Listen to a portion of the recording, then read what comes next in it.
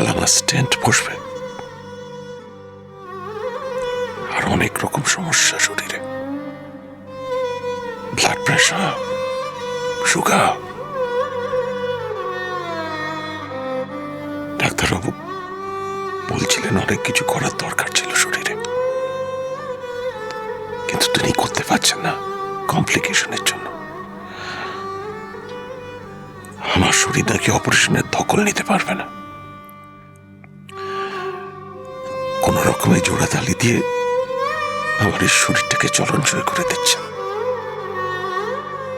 যতদিন চলে আমার না ঘন্টা বেঁচে গেছে জানো তো। যে কোনোদিন আমি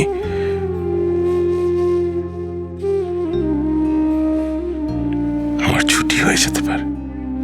তাই আমি অন্তর থেকে বলছি, আমি তোমার সঙ্গে অন্যায় করেছি শ্রীময়ী। দিনের পর দিন তোমায় উপেক্ষা করেছি, তোমার মূল্যায়ন করতে পারিনি আমি। যতদিন তুমি আমার সঙ্গে ছিলে, I took you for granted. কিন্তু আজ যখন তুমি আমায় ছেড়ে চলে গেছো, তখন আমি বুঝতে পারছি তুমি আমার কাছে কতটা ইম্পর্টেন্ট ছিলে। আমি আর সময় নষ্ট করব না, আমি বরং যাই। হঠাৎ করে যদি জুন এখানে এসে পড়ে, আমাকে এখানে দেখলে একটা সিন ক্রিয়েট করবে, ঝগড়া অশান্তি করবে, তাতে তোমার উত্তেজনা বাড়বে, তোমার কষ্ট বাড়বে। আমি সেটা চাই না। বিশ্বাস করো, সত্যি আমি এখানে বসতে চাইনি। আমি শুধু এসেছিলাম তোমার খবরটা নিতে, আর কিচ্ছু না।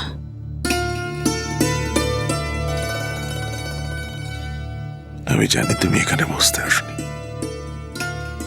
আমি একটা অনুরোধ করেছিলাম, তোমায় বসতে বলেছিলাম। তুমি আমার অনুরোধ রক্ষা করেছো। Thank you for that. মন চাইলেই কি সবকিছু আমি করতে পারি বলো? আমি যদি চাইও, আমি কি আর আগের মতন তোমার সেবা করতে পারবো? সমাজ, আইন, সম্পর্ক, এগুলো তো আমাকে করতে দেবে না। শুধু শুধু অশান্তি বাড়িয়ে কি লাভ? তবে আমি তোমাকে নজরে নজরে রাখবো। আমি প্রত্যেক দিন আসবো হাসপাতালে। আমি তো কোনোদিন বিশ্বাসই করিনি যে একটা কাগজ সবকিছু শেষ করে দিতে পারে। একটা কাগজ দিয়ে তো আমাদের সম্পর্ক শুরু হয়নি। আমাদের 26 বছরের সম্পর্ক সব শেষ করে দেবে। আমি সত্যি বলছি তোমাকে, আমি যে মুহূর্তে খবরটা পেয়েছি, আমি সোজা ছুটে চলে এসেছি। আমার মনে হয়েছে যে আমার সবার আগে এখানে আসা দরকার।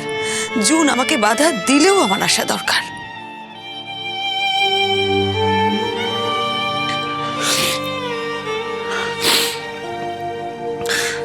জুন তোমার সঙ্গে খুব খারাপ ব্যবহার করেছে, তাই না? অশান্তি করেছে। সরি, আমি ওই কথার প্রসঙ্গে কথাটা বলে ফেললাম। জুন অন্যায় কিছু করেনি, ওর অধিকারটা প্রয়োগ করেছে।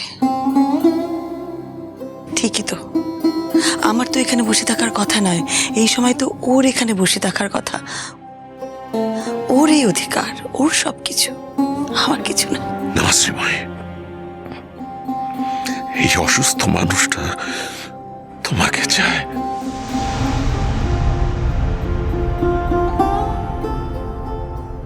তোমার সান্নিধ্য পেতে চায়, তোমার সেবা পেতে চায়। এর কোনো দাম নেই শ্রীময়ী। ধর আমি মরে গেলাম, তখন তোমার মনে হবে না যে আমার এই শেষ চাওয়াটুকু তুমি রাখলে না? এইসব কথা শোনার জন্য কিন্তু আমি এখানে আসিনি।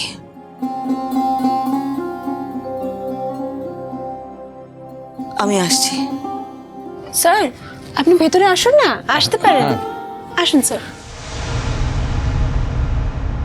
আপনি আসুন। হ্যাঁ মানে ওই ওনাকে একবার চোখের দেখা দেখতে এলাম, সব ঠিকঠাক আছে কিনা দেখতে এলাম।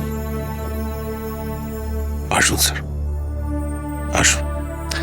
অনিন্দ্যবাবু, আপনাকে এখন খুব তাড়াতাড়ি সুস্থ হয়ে উঠতে হবে, সেরে উঠতে হবে তো। এরকম পড়ে থাকা কি আপনাকে মানায়? I am sorry. পবট,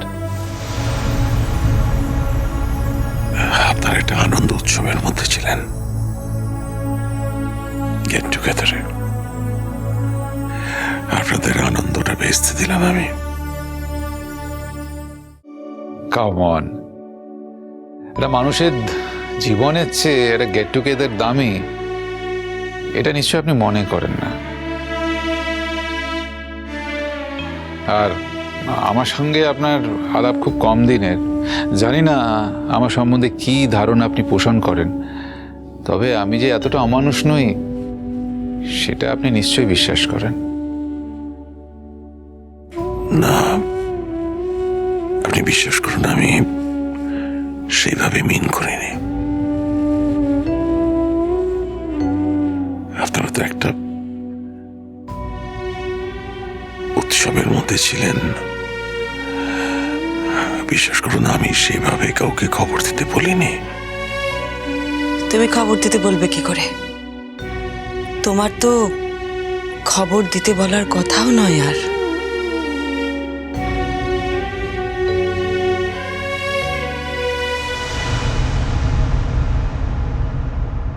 আঙ্কেল কেমন আছেন এখন? আগের থেকে কিছুটা স্টেবল। যাক, আমি ওখান থেকেই আসছি, মানে আরও এলাম, তুমি তো চলে যাচ্ছ সেই জন্য, দেখা করার জন্য। আর বলো না, আমি তো এত ব্যস্ত, আমি হসপিটালে গিয়ে উঠতে পারলাম না। I am so sorry for that. না না, একদমই না, তুমি তো ফোন করেছিলে, পাপার খবরও নিয়েছো। যেন মাকে তোমার চলে যাওয়ার কথাটা বললাম, মাও একটু আপসেট হয়ে পড়েছে। মা তো বলেছিল যে যাওয়ার আগে তোমায় খাওয়াবে, সেটা আর হলো না। হবে হবে, সব হবে। ফিরবো তো আমি আবার, সব হিসেব চুকাতে তো হবেই। আসবো আবার। শুধু হিসেব জোগাতে আসবে? বারে, হিসেব না চুকালে তুমি সেটেল করবে কি করে? না আসলে সেইভাবে এখনো কিছু ভাবিনি, আমার কেরিয়ারটা তো এখনো পুরোপুরি সেটেলড হয়নি। তাছাড়া কিয়াও তো কষ্ট পাবে, তাই না? তুই আবার আমার লেগ পুল করছিস না, এটা ঠিক না কিন্তু।